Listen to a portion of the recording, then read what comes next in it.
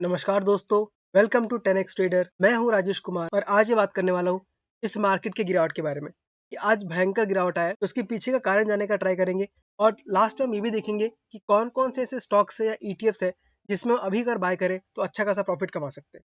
तो सबसे पहले दोस्तों हम देखते हैं कि आज का मार्केट कैसा था।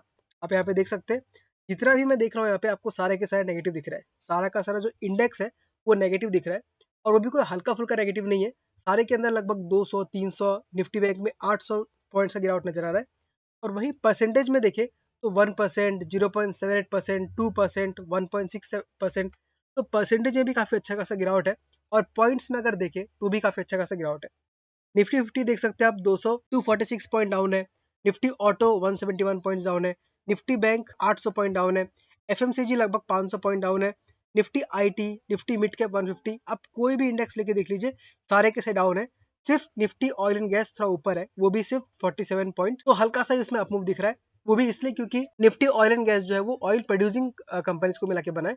तो क्योंकि जब वार का सिचुएशन बनता है तो ऑयल के प्राइसेस बहुत हाई जाने का चांसेस रहता है। तो उस टाइम पे जो ऑयल की जो प्रोड्यूसिंग कंपनीज होते हैं, जो ऑयल धरती से निकालते हैं, उन सब कंपनीज का डिमांड बढ़ता है और बाकी जो ऑयल पे डिपेंडेंट है, जिनका रॉ मटेरियल ऑयल है, उनका प्राइस बहुत ज्यादा घटता है। आप सेंसेक्स को भी देखेंगे तो सेंसेक्स लगभग 800 पॉइंट गिरा है, 1.14%। आप कोई भी ले लीजिए, power sector, gift Nifty, small cap, fin services, सारा का सारे गिरा है। उठा है तो सिर्फ पुट। आप देख सकते हैं 18 तारीख का जो अप्रैल का पुट है वो आज के दिन में डबल हो गया, 117% उठा है। किसी ने अगर पुट लिया होगा तो काफी अच्छा खासा प्रॉफिट होगा। लेकिन आपको पता है कि इस चैनल पे हम ऑप्शंस के बारे में बात नहीं करते, ऑप्शन में ट्रेड नहीं करते। हम ट्रेड करते हैं स्विंग ट्रेड और ऐसे स्टॉक्स में जो कि काफी सेफ हो। और दूसरा हम ट्रेड करते हैं ईटीएफ में। वैसे अगर मैं पर्सनली अपने बारे में बात करूं तो मैं ऑप्शन ट्रेड लेता हूं, बहुत ही रेयरली लेता हूं जब मुझे बहुत अच्छा ऑप्शन मिलता है, क्लियरली सब कुछ नजर आ रहा होता है, वो भी मैं मान के चलता हूं कि ये पैसा मेरा डूब भी सकता है, इसलिए ऑप्शन के बारे में बात नहीं करता हूं क्योंकि ये बहुत रिस्की है। और आपको भी रिकमेंड करूंगा कि ऑप्शंस में अगर आपका कैपिटल छोटा है, मान लीजिए आपके पास कैपिटल 50,000 या 1 लाख रुपीज है, तो ये कोई बहुत बड़ा कैपिटल नहीं है, छोटा कैपिटल ही है। इसको लेके आप ये मत सोचिए कि आप बहुत पैसा कमा लेंगे। आप उसमें भी धीरे धीरे करके स्विंग ट्रेड कीजिए, ईटीएफ में ट्रेड कीजिए। जब कैपिटल अच्छा खासा बढ़ जाए, मान लीजिए आपका कैपिटल 5-10 लाख का हो गया, उसके बाद आप 10-20 हज़ार से ऑप्शन में स्टार्ट कर सकते हैं, लक आजमा सकते हैं। लेकिन उसको आपको एक अलग पर्सपेक्टिव से देखना है। स्विंग ट्रेडिंग, इक्विटी में ट्रेडिंग करना और ऑप्शन ट्रेडिंग करना, दोनों बहुत डिफरेंस होता है। आपको दोनों को एक मान के नहीं चलना है। स्पेशली आपके पास अगर 1 लाख से कम कैपिटल है तो ऑप्शन के बारे में सोचिएगा भी मत। हाँ, अगर आपके पास रेगुलर इनकम आ रहा है, मान लीजिए आप रेगुलर 10-20,000 30,000 मार्केट में लगा सकते हैं, तब आप बीच बीच में ऑप्शन ट्रेडिंग को ट्राई कर सकते हैं। लेकिन अगर आपके पास सिर्फ 1 लाख का ही कैपिटल है, आपको उससे ही ट्रेड करना है, तो ऑप्शन ट्रेडिंग मत आइए, बहुत खतरा आपका लॉस होगा। इतना बात आप मुझसे मान लीजिए। अगर आप अपने पैसे को लॉस करने से बचा लेंगे तो पैसा बढ़ेगा ही बढ़ेगा, उसकी गारंटी आपको मैं दे देता हूँ। ठीक है, तो इंडेक्स में तो पूरा का पूरा गिरावट आ गया और उसका रीजन भी हमको सिंपल समझ में आता है कि जो ईरान और इसराइल का जो वार चल रहा है उसकी वजह से बहुत ज्यादा जो सेंटीमेंट है वो नेगेटिव हो गया है। अब वार के बारे में दोस्तों आप भी न्यूज सुन रहे हैं, मैं भी न्यूज सुन रहा हूँ। तो आपको समझ में इतना तो आ ही गया होगा कि जो ईरान है, ईरान का जो अटैक किया वो बहुत ही ज्यादा अनसक्सेसफुल हो गया। 300 मिसाइल में से 90% मिसाइल्स हवा में ही ध्वस्त कर दिया गया और जो बाकी जो 10% या 1% जो मिसाइल गिरा उसने बहुत ज्यादा इंपैक्ट नहीं दिया।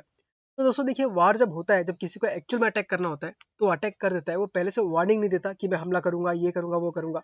तो मुझे काफी ज्यादा स्टेज्ड लग रहा है। अगर स्टेज नहीं भी है तो मुझे लग रहा है कि ईरान में फिलहाल इतना पावर नहीं है, क्योंकि जब तक यूएस इसराइल के साथ में सपोर्ट में है, ये वार बहुत ज्यादा बढ़ नहीं सकता। और हम सबको पता है कि वार का कितना ज्यादा नुकसान होता है। तो सबको सब कहीं ना कहीं न्यूक्लियर वेपन से दूर रहने का ही ट्राई करेंगे।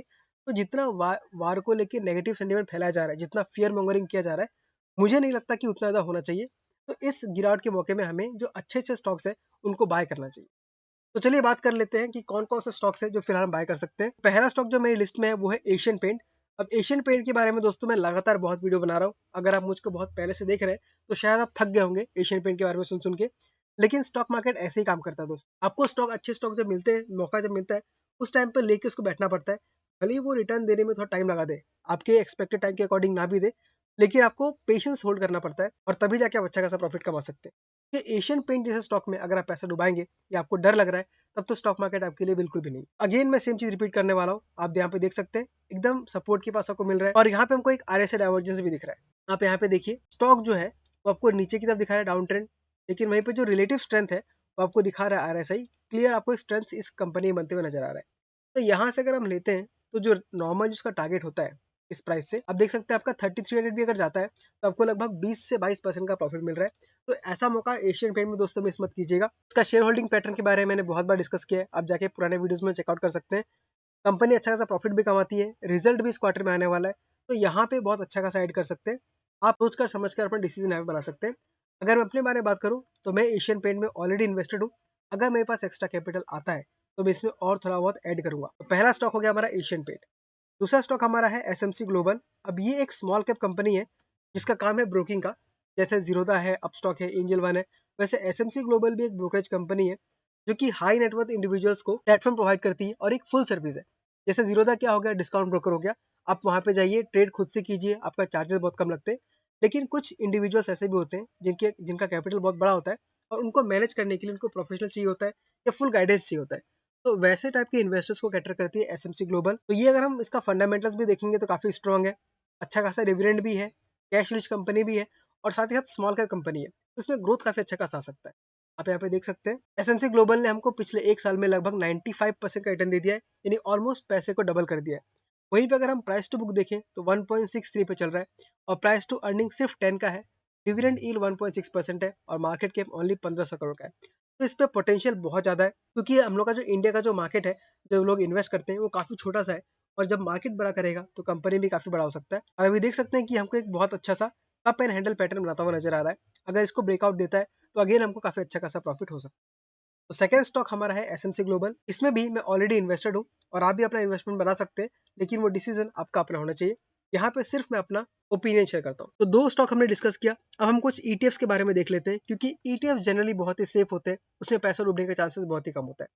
तो पहला जो ईटीएफ है वो है HDFC SML 250, यानी ये स्मॉल कैप 250 कंपनीज में लगाता है और ये स्मॉल कैप निफ्टी को ट्रैक करता है। तो इसके चार्ट में आपको दिख रहा होगा कि आज के दिन में लगभग 1.5% गिरावट आया, और जब भी इंडेक्स में 1.5% 2% गिरावट आता है तो हमको एक हल्का फुल्का अमाउंट वहां पे ऐड कर लेना चाहिए, क्योंकि आप देख सकते हैं लास्ट टाइम जब गिरावट आया था तो RSI 30 आने के बाद स्टॉक ने हमको कुछ ही दिनों के अंदर, आप यहाँ पे देख सकते हैं, सिर्फ 32 डेज के अंदर आपको 12% का रिटर्न दे दिया, जो कि बहुत ही बढ़िया रिटर्न हम मान सकते हैं। चलिए दूसरे ETF की तरफ देख लेते हैं जो है ITBs। अब ITBs जैसा आपको पता है कि टॉप IT कंपनीज को मिला के बना हुआ है और रिजल्ट आना स्टार्ट हो चुका है। तो TCS ने जिस तरीके से बेहतरीन रिजल्ट दिया है, बाकी कंपनीज भी उस तरीके से अच्छा रिजल्ट देंगी, और अगर सारे कंपनी का रिजल्ट अच्छा हुआ तो ये ETF का वैल्यू भी बढ़ेगा।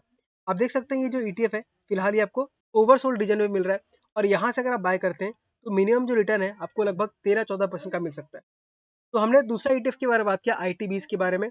अगर अपने बारे में बात करूँ तो मैं ITBs ऑलरेडी होल्ड कर रहा हूँ। HDFC स्मॉल कैप 250 फिलहाल में बाय नहीं किया है, क्योंकि मेरे पास कैपिटल की थोड़ी कमी है।